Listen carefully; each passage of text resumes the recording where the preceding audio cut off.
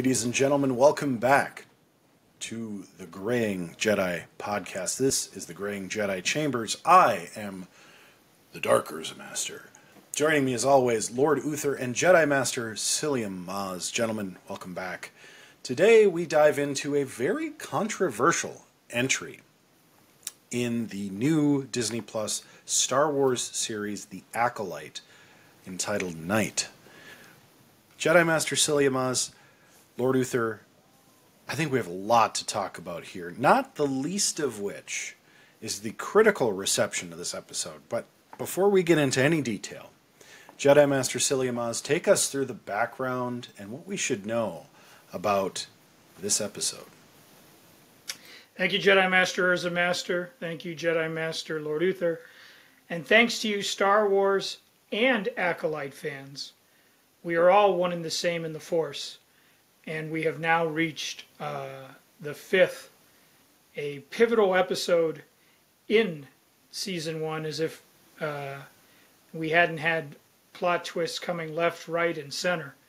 But now, we really have upended the board, and we've got all sorts of players in new places with new faces. So let us talk a little of the companion piece to Chapter 4, which was day, but now we have night. It was directed by the same gentleman who gave us both day and night, Alex Garcia Lopez. It was co-written by one of the gentlemen who co-wrote Day, Cora Donna. And Cameron Squires is the new name for this week. Cameron has a lot of Marvel in his DNA. He wrote for WandaVision for Disney+. He's writing for the upcoming Agatha All Along, a spin-off of WandaVision. And he has written or co-written the upcoming Fantastic Four reboot starring Pedro Pascal as Mr. Fantastic and another fine group of young cast members for the Marvel's third attempt to try to bring us that franchise. So he's got Marvel in him, but now he's in a galaxy far, far away, a long, long time ago. And this picks up virtually microns after Day ended, with the Jedi hurled by a formidable cloud of dust to what is being referred to online as the Stranger. But the Stranger is no stranger to us. It's that wacky apothecary, Keemir, underneath the Clive Barker-inspired mask, which, by the way, will be in stores this holiday season. And you can bet I'm going to try to find one. There is nothing creepier than a Cenobite Hellraiser-inspired mask. Kind of puts Kylo Ren's to shame. Might even rival that of Darth Vader's, if we're being honest. The creepy zipper-like grin. That is nightmare fuel if you are of a certain age and from a certain point of view. But gentlemen, I'm going to withhold almost all of my commentary about the episode. I really want to turn it over to the council first, because what I intend to do by this episode's climax is I have two theories, and these are not theories that I harvested from some distant backwater internet posting. These are of my own council-like intuition, but I'm pretty sure I know what the last episodes of The Acolyte have in store for us. And while we here on the council are fond of speculation and rumors and what ifs, I think I've solved it, and I'm not humble enough to say that I might be the only one who has come up with these theories. But I'm going to share a pair of compelling theories based on what we've seen up until now and putting all the pieces together. So let's start with the council's reaction tonight. I will say this, just to kind of kick us off. This was some of the most impressive lightsabering we've probably seen since The Phantom Menace back in 1999. And if you dial it back to the premiere episode when Jedi Master Indara and May were using Force Fu to combat one another, or Chapter 2 when Lee Jung Jae and May also tussled. The fight choreography, the fight coordinators, the stunt coordinators, the swordsmen, they really have been outstanding through this Disney Plus Star Wars streaming run. Obi-Wan Kenobi and Ahsoka and The Mandalorian with the Darksaber, they really put in their paces and they do the work, and it shows. But I think this episode even more so, this single 35-minute episode, takes us to a whole new level of sheer combat, resiliency, resourcefulness.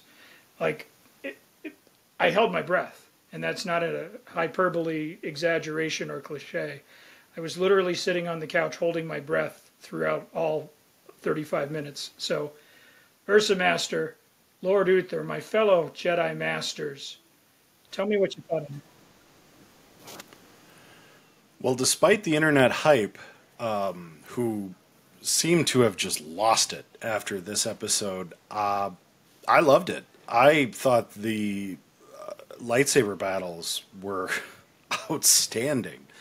And I've gone back in the interim since this episode and watched episode 1 and episode 3, and probably the Anakin Obi-Wan battle is pretty close, but that's not as intense for quite as long. And certainly the Darth Maul battle, very close. Honestly, I think this might be the better of those. We really didn't get a ton of swordplay in the original trilogy either, at least not to the level that they're doing in these new shows. And I'm thrilled with it. I thought it was fantastic. I really enjoyed the cliffhanger pickup. I liked the reveal. I thought it was predictable, but I find it fascinating what they're doing with it. And I kind of knew we would get a parallel and then a transverse storyline at some point. So I'm excited to see what they're going to do next with May and Osha. I have a feeling their story is going to be a little bit less exciting on the whole, but the story of the behind the scenes with the Jedi and what gets them to what we see in episode 1 is going to be really telling. And I don't know. This is the first episode where I really felt like they hit their stride. I love the dark, poetic, sort of brooding character that Kimura becomes. I think it's interesting that he says that they could call him Sith, but we still don't really know what Sith means or Sith is. And I heard some theory online about how Sith might be a slur for dark side users that the Jedi sort of invented and or appropriated. I think that would be cool. I think that'd be really interesting to see how that plays out. I do think in a way it does, and here's my one beef with this whole expansion of the canon. It does tend to cheapen Obi-Wan's story, which I'm still of the opinion that Obi-Wan is the actual chosen one, and that his affectation of all of the Skywalker saga proves that, and I can get into that another time. But being that he holds the Jedi values in such high esteem puts this potential conflict, really in play. Because you're thinking, well, did they just sort of blacklist any dark side user regardless of their moral, compass?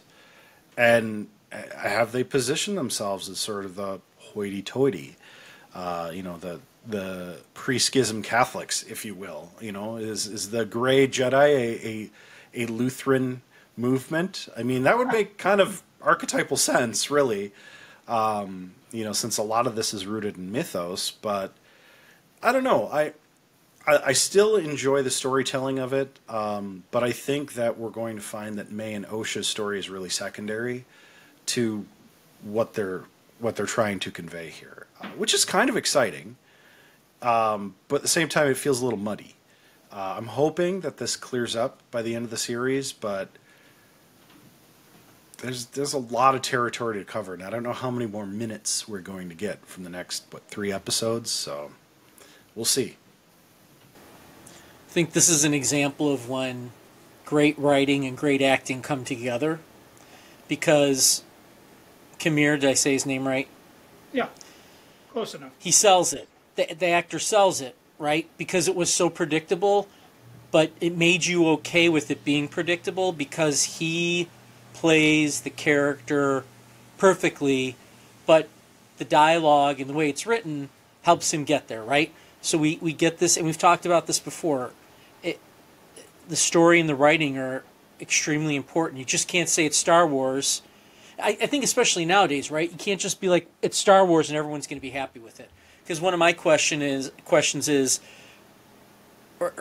you know, are we overdoing it with the Star Wars? And then I was thinking about it the other day. I'm like, we should just be happy we have all these different things that are out there. Because for years we were clamoring for it. And Urza Master, to what you were saying, I was going to say the same thing. I think May and her sister are just carrying... They're not, when I say they're carrying the episode, I think they're carrying the message. It's not centered around them. They're more of kind of moving the story along, in a sense. It's kind of being carried by them. Hopefully that makes some sort of sense with what I'm saying. And so I'm curious as to what's going to happen now. I think this was a great episode. I think this should prove all those naysayers out there, because I would have been one of them up until this point. But I kept saying, let's just see what happens. This is going somewhere. Those 3 episodes were the perfect setup, or 4 episodes, whatever, were the perfect setup for this one, right? I almost think, I just don't want there to be a redemption arc. Can we just avoid that again, please? I don't think there's going to be one, but there better not be, because that was my biggest issue with Kylo Ren. If he just would have been bad the whole time, I think it just would have made those movies better, even though I have many different issues with those movies. I do like how his armor absorbs and almost drains the power of the lightsabers. He literally headbutts one of the lightsabers at one point, and like it takes the energy out of it. Because I was going to say, why shouldn't they just make all of their armor out of Beskar and this material as well, and just totally negate lightsabers? But of course, there's only a certain amount of this material. I think it's called Kosir or something like that. There's only so much Beskar out there, allegedly, so maybe that's why they don't do that. And the other question I've been thinking about too is, where is Saul's Jedi ranking in all of this? Because we always talk about these great Jedi Masters that have come about. So I'm kind of curious. I also think Saul knows what's going on, because he should be able to read their feelings, right? That was one of my first thoughts, was both these guys, Kimir and Saul, should both know who they have in their possession. So I'm curious as to if that's actually going to play itself out, or if we're going to get some lame excuse like they were hiding their feelings or something along those lines. But again, moral of the story, great writing, great acting, sells the obvious, and makes this a great episode. I was surprised to see all the Jedi die. I wasn't expecting that, except for Saul, right? Like that did catch me off guard too. But I also think it sells the idea of how powerful this Sith is, or should be, right? He's able to wipe out all these red shirt Jedi, in my opinion, and take them out. I'm just linking it to our other podcast. Why not? So, all right, Psyllium Maas, go ahead. So, Graying Jedi fans, this is why you tune in to watch these 3 Graying Jedi, because you're going to hear it first, and you're only going to hear it here. What is going to happen in the last 3 episodes of The Acolyte? Because Jedi Master Psyllium Maas is going to tell you. We know there's going to be at least one more flashback to Brendok to fill in all of the blanks that we are still wondering what happened on that night when the Force Switch Coven met its untimely end, when Osha was taken as Saul's Padawan, when May was presumed dead but survived. So we know there's going to be one more. That's actually going to be in Chapter 7. So here's your first bit of knowledge. Not next week, but the following week, there will be a flashback episode, the penultimate. And that's where we're going to start. In this episode, in Night, Khmer taunts Saul and says, "Don't you know who I am?" And Saul responds something along the lines of, "There's something familiar about you." And now we're going to go, hold that thought, now we're going to go to one of Jedi Master Lord Uther's favorite Star Wars chapters, The Last Jedi. You will recall at the end of The Last Jedi, the very end of the picture, right? The rebels have escaped Kylo Ren, Luke Skywalker has joined the Force, everything is up in the air. And we go back to Canto Bight and the Fathiers stables, those horses that they race for pleasure and sport. And they're sitting there talking about, you know, how the Jedi and the rebels, the resistance outsmarted the First Order. And the stable owner comes in and yells at everybody to get back to work and kicks the stable boy. And, you know, you can see that that's not a pleasant management labor situation. And the stable boy brushes him off, goes over to start sweeping, and uses the Force to draw the broom to his hand.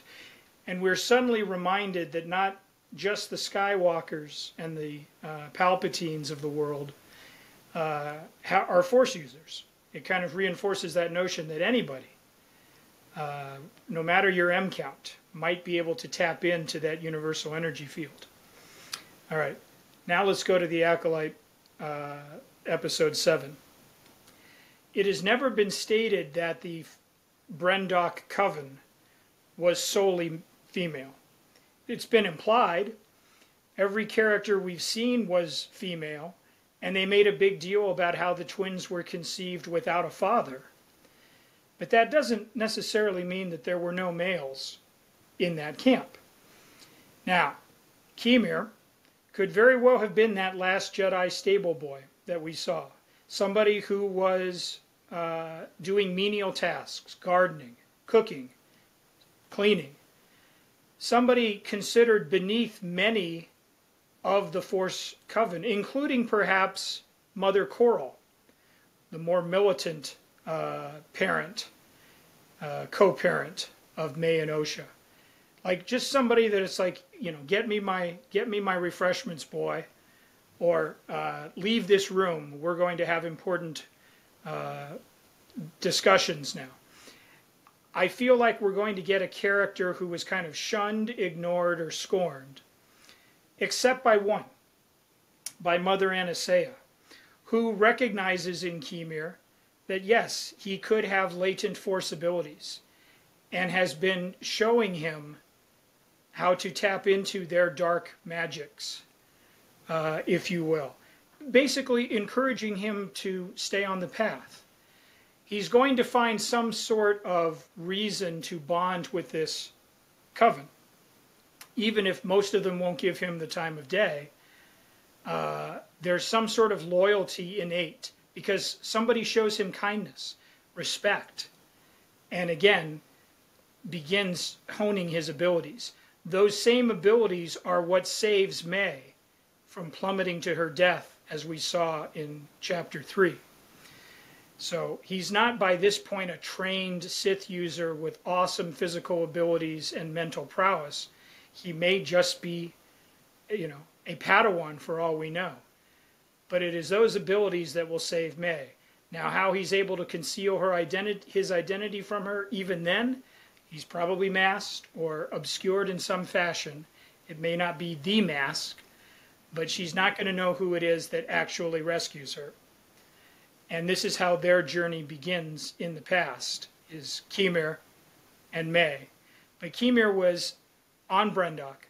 That's how Saul felt something familiar. That's how he says, "Don't you remember me?" And so what they're going to reveal to us in chapter 7 is that he was there all along. They just didn't show us that information in chapter 3. So there is your first big story about how he ties into all of this and why he specifically, because let's not forget, after May bailed on him, he still went over and killed Kelnaka. He still wants Saul's head. He was still encouraging May to get rid of Indara and Torben. He personally took it as a slight. He wanted those Jedi dead. He made the kill list. And why? Because in his point of view, it was those Jedi that wiped out any chance he had of completing his studies, learning from these Force witches, becoming his full potential. All right, so that gets into his motivations and how it all plays. Now, in the question of Osha and May's storyline not being so central, I must respectfully disagree with my fellow council members. Their storyline is absolutely the reason that Kathleen Kennedy, as president of Lucasfilm, greenlit this series when Leslie Headland pitched it to her. Because, get ready for it, boys, and I feel like I'm right on this. We're going to have that transverse-inverse storyline that Jedi Master Urza Master referred to. But it's going to be Saul confessing to May whatever this guilt that has driven these Jedi, we still don't know. Saul is going to confess to May and transform May's perspective on the Jedi. As a child, she distrusted them. As a child, she hated them for coming between her and her sister. And she's nurtured that grudge with a chip on her shoulder for years. And what Saul reveals to her and how she observes the Jedi, allegedly undercover, whether or not they're aware of her presence or not, Jedi Master Lord Uther, she's going to do a 180. She is actually going to rescind this hatred of the Jedi because of her exposure to and a relationship built over the last few episodes with Saul. Conversely, Osha, our heroine, the one we've been rooting for the whole, she is going to be seduced by Kemar, who, don't forget, he just wants to practice his Sithness, his religion, without the Jedi's iron grip, without them telling him that he is somehow lesser or wrong for believing in these things. And he said all he wanted was an acolyte, the title of the show. And by the end of this, ladies and gentlemen, Osha will be that acolyte, and she will be twice as evil, twice as depraved, and twice as dark as May as ever could have hoped to be. And that is the corruption that made Kathleen Kennedy sit back in her desk and say, yes, we're going to make this show. So we're going to have two sisters go on a completely different journey and come to the exact places that they both were at the beginning, but on opposite sides. And that is where this show has been building up to all along. And you heard it here first, ladies and gentlemen. That is how the last 3 episodes of The Acolyte should play out. I hope not. I hate to say it, because I just think having the show,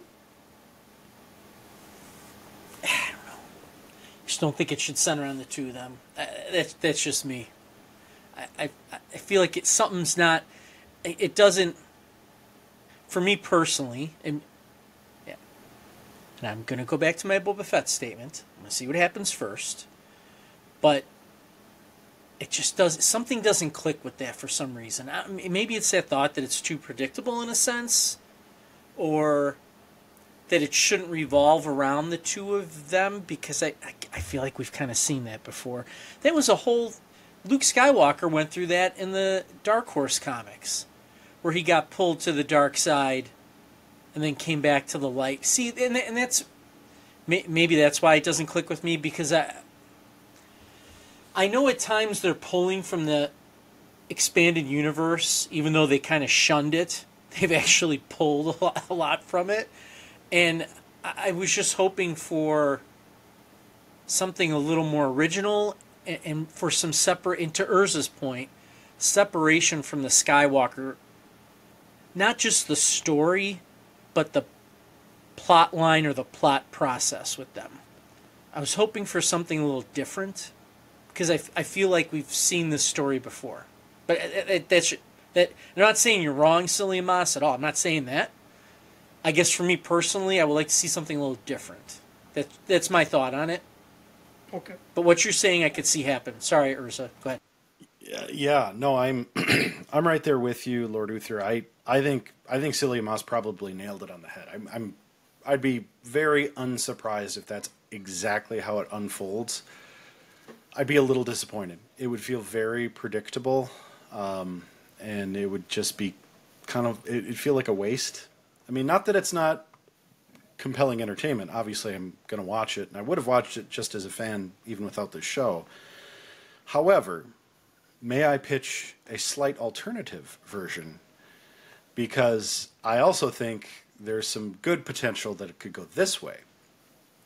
I think, yes, our man Kimir was on Braytok.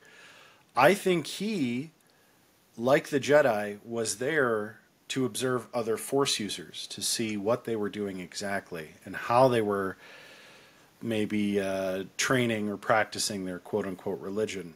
The Jedi were concerned that they were training children and trying to maybe build an army or something like that. And I think that the Jedi, less Soul, were tasked with killing him. Given the orders by the Jedi Council, like they're dark side users, you have to get rid of them. They're going to corrupt others, and they're already doing it with children.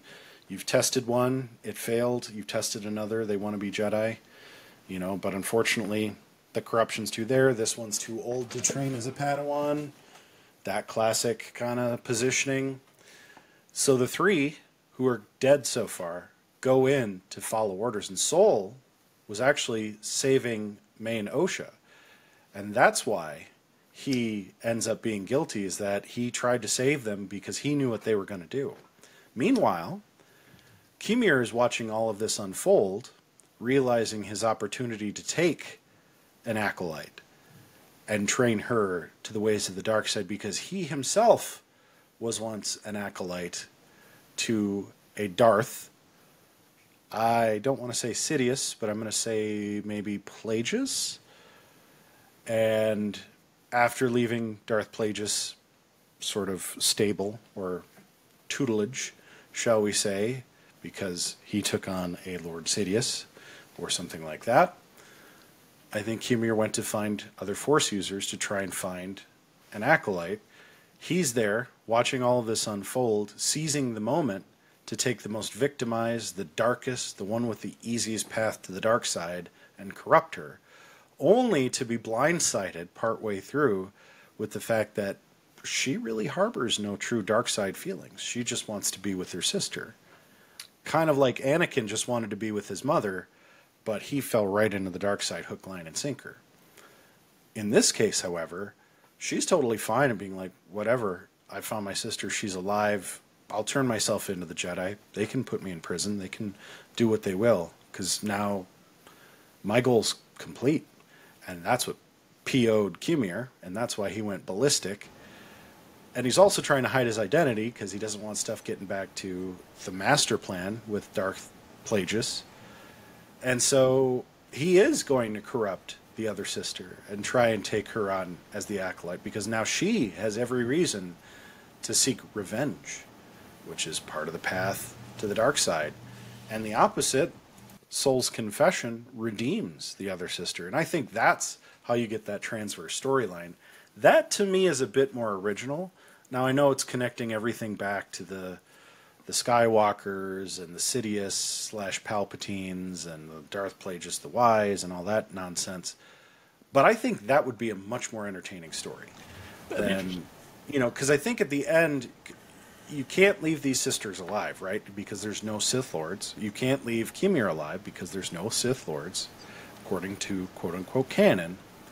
So either everybody dies, or the sisters end up killing each other in the last episode, and this dark side user ends up being slain by Soul, and then Soul, in mourning, goes off and does the thing all the other 3 Jedi did and puts himself in exile. And that's why nobody knows what happens, because he pulls a Yoda at the end of the series. You just helped Anakin's story, by the way, because that reinforces the idea of children should not be trained, right? Like, because this could be the effect of that. What if Play just kills Khmer? Right. Yeah.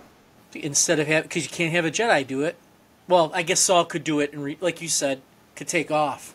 But now, do you make Play just like? Do you help his whole legend if he does that in a sense? Oh, because great. that keeps it Play quiet. If Play just, let's say Soul gets killed by Khmer at the end, and then Play just shows up and says, "You've exposed us." Force chokes him to death, and then Play just goes on with his new apprentice, Palpatine.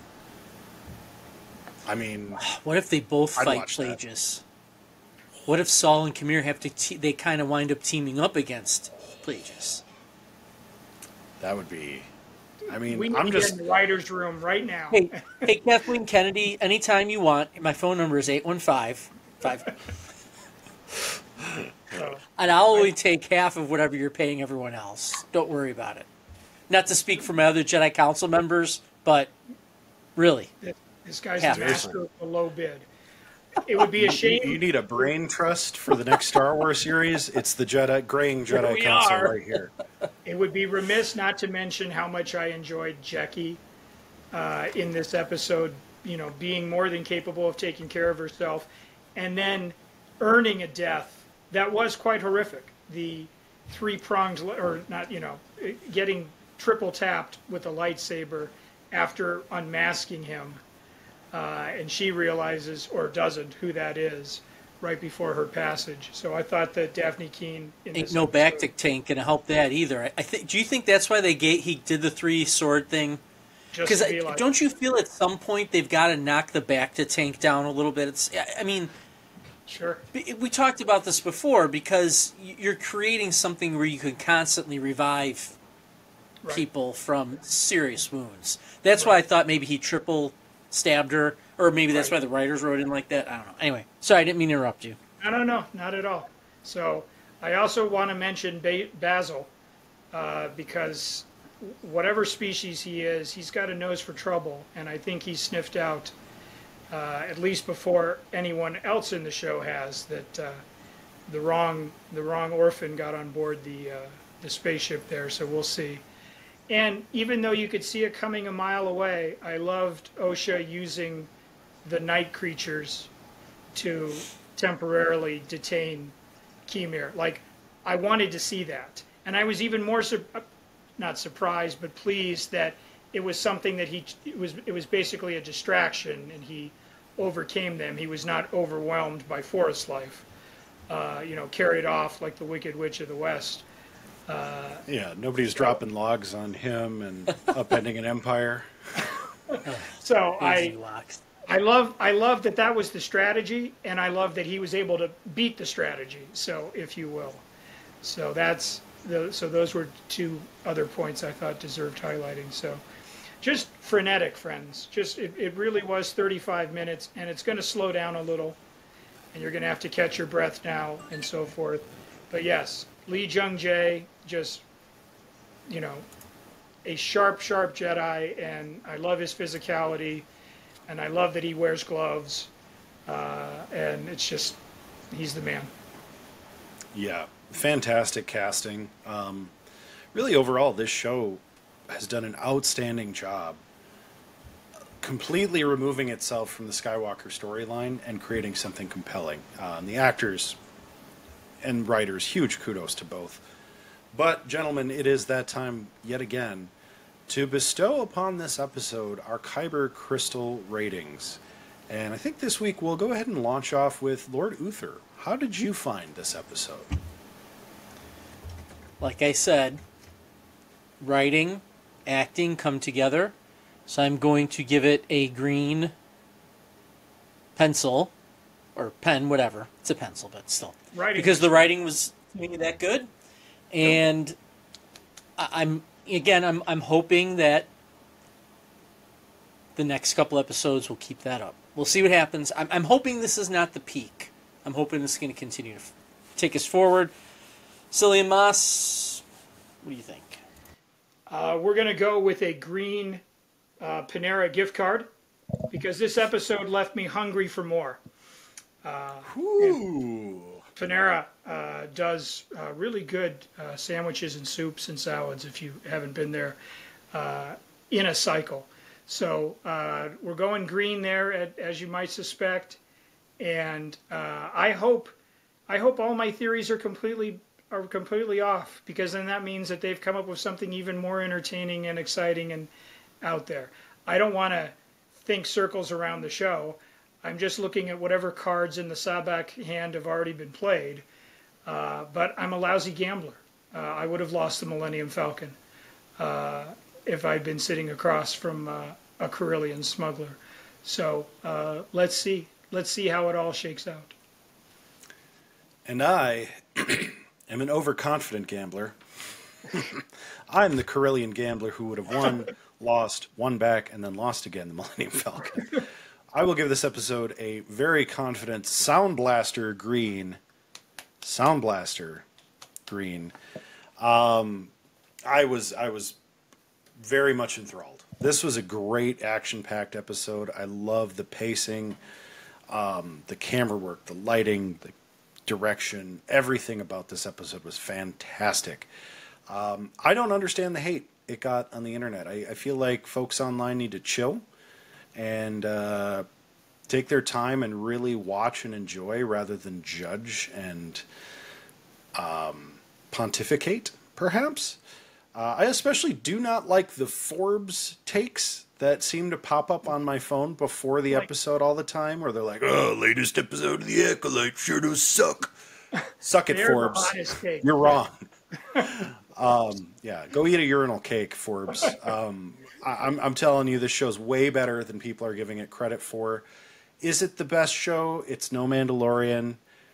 Maybe it's on par with Book of Boba Fett, and it's probably not as good as Ahsoka. Definitely nowhere near Obi-Wan.